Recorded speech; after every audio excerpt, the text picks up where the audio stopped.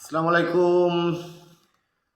দিনাজপুরবাসী এবং পুরো বাংলাদেশি ভাই বোনেরা সবাই কেমন আছেন? আশা করি সবাই ভালো আছেন। পুরো বাংলাদেশের সবাই ভালো আছে আশা করি। আশা করলেই অনেক সময় হয় না, তারপরেও বলতে হয়। আশা তো করতেই পারি আমরা, তাই না? আশা করি সবাই ভালো আছেন, সবাই ভালো থাকবেন। তো আজকে আমি যে বিষয়টা নিয়ে কথা বলবো সেটা হলো শিক্ষা খাতে যে বাণিজ্য, শিক্ষা খাতে যে বাণিজ্য। আমরা ছোট থেকে যখন বড় হওয়া শুরু হই তখনই কিন্তু আমাদেরকে স্কুলে পড়ালেখা করতে যেতে হয়। সরকারি স্কুল আগে ছিল, বিভিন্ন প্রাইমারি স্কুলগুলো ছিল। প্রাইমারি স্কুলগুলো থেকে পড়ে তারপর আমরা যেতাম হাই স্কুলে। হ্যাঁ, ক্লাস ওয়ান, প্লে কেজি থেকে 5 পর্যন্ত পড়তাম প্রাথমিক স্কুলে। তারপরে আমরা হাই স্কুলে পড়তাম 6 থেকে এসএসসি পর্যন্ত। আগেকার পড়ালেখাটার সিস্টেমটা অনেক ভালো ছিল। আগে আমরা অনেক কিছু জানতাম, অনেক কিছু পড়তাম। হ্যাঁ, এখন পড়ালেখাটা হয়ে গেছে একটা প্যাকেজ। পড়ালেখাটা হয়ে গেছে একটা প্যাকেজ। হ্যাঁ, আপনি যে স্কুলে পড়েন, আপনি যে সাবজেক্টটা পড়েন ওই স্কুলের ওই শিক্ষকের কাছে আপনি পড়েন। স্কুলে তো আর পড়ালেখা হয় না এখন। এখন পড়ালেখা হয় ওই স্যারের কোচিংয়ে, স্যারের প্রাইভেটে, স্যারের বাসায়।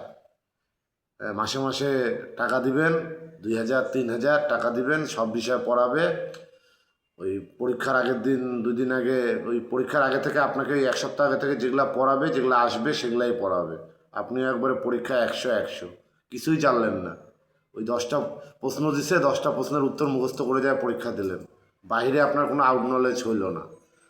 এই জন্য এখনকার শিক্ষার মানটা অনেক খারাপ হয়ে গেছে আসলে। আগেকার যারা, ওই আগে তো ওই ছিল না, লেটার, এই আপনার হচ্ছে জিপিএ ছিল না, 5 4 এগুলা এ গ্রেডিং সিস্টেম ছিল না। আগে ছিল ফার্স্ট ক্লাস, সেকেন্ড ক্লাস। তখনকার ছিল লেটার। হ্যাঁ, কেউ 5টা লেটার পায়, কেউ 6টা লেটার পায়, তখন ছিল লেটার। তো তারা কিন্তু অরিজিনালি অনেক ব্রিলিয়ান্ট ছিল, অনেক ভালো স্টুডেন্ট ছিল। এখনকার এগুলো সিস্টেম পচে গেছে।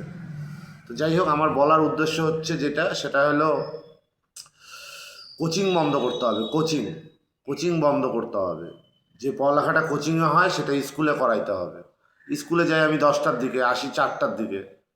10 11 12, 1 2 3 4, 6 ঘন্টা। 6 ঘন্টার মধ্যে আধা ঘন্টা টিফিন। তা আপনি 5.5 ঘন্টা আপনি পড়ালেখার পাচ্ছেন। স্যাররা, টিচাররাও পাচ্ছে ছাত্রদেরকে ভালোভাবে পড়ালেখা করানোর জন্য।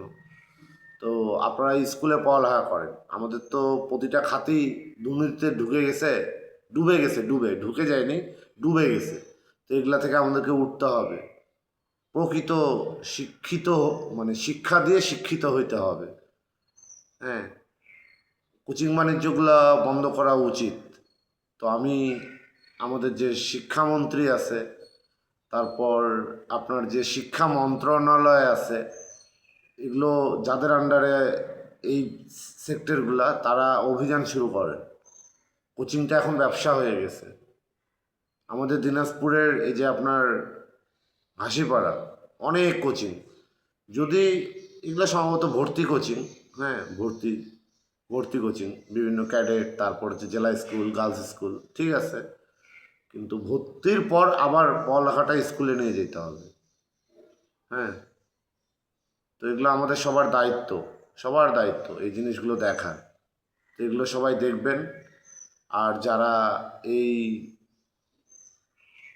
শিক্ষা মন্ত্রণালয়ের আন্ডারে যারা আছেন, তারপর শিক্ষামন্ত্রী, হ্যাঁ আপনারা এগুলো নিয়ে স্টেপ নেবেন। আর ভালো রেজাল্ট সবাই চায়, সব গার্জিয়ানই, বাবা মাই চায় ভালো রেজাল্ট। তাই বলে আপনি কোচিংয়ে দিয়ে দিলেন, ওখানে ভালো রেজাল্ট, ওটা ভালো রেজাল্ট না, ভালো রেজাল্ট না।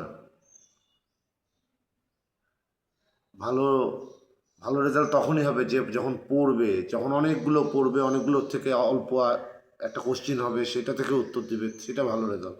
ওই 10টা পড়ে গেছি, 10টাই আমার কোশ্চেন পড়ে গেছি, আমি যা লিখে দিছি 100 পাইছি, 96 পাইছি, ওটা ভালো রেজাল্ট না। তো এই সিস্টেমগুলো পরিবর্তন করতে হবে। এটাই আমি বলে দিচ্ছি, অত ডিটেলস বলতে পারতেছি না, আমি বলে দিচ্ছি যা যা মাথায় আসে বলে দিচ্ছি। আপনারা এগুলো সবাই, আপনার সন্তান আছে, আপনার সন্তানকে আপনি ভালোভাবে পড়ান, ভালো জায়গায় দেন, হ্যাঁ, যেন সে প্রকৃত পড়ালেখাটা করতে পারে। হ্যাঁ, আর বর্তমানে যাদের সন্তান আছে, বিশেষ করে ছেলে সন্তান, হ্যাঁ, তারপর হচ্ছে মেয়ে কন্যা সন্তান, আপনারা একটা কাজ করবেন, একটু গাইড করবেন বাচ্চাকে, গাইড করবেন। এখন কিন্তু ওই দেখেন যে ওই স্কুলের ড্রেস পরে চলে গেছে শিশু পার্কে, স্কুলের ড্রেস পরে চলে গেছে আপনার সিটি পার্কে, হুম, রামসাগরে, তারপর হচ্ছে করাই বিলে। তো এই জিনিসগুলো দেখবেন। আমাদেরকে সুষ্ঠু নিরাপদ একটা সমাজ করতে হবে, সুষ্ঠু নিরাপদ সমাজ, এটাই আমরা চাই। ঠিক আছে, সবাই ভালো থাকবেন। আসসালামু আলাইকুম।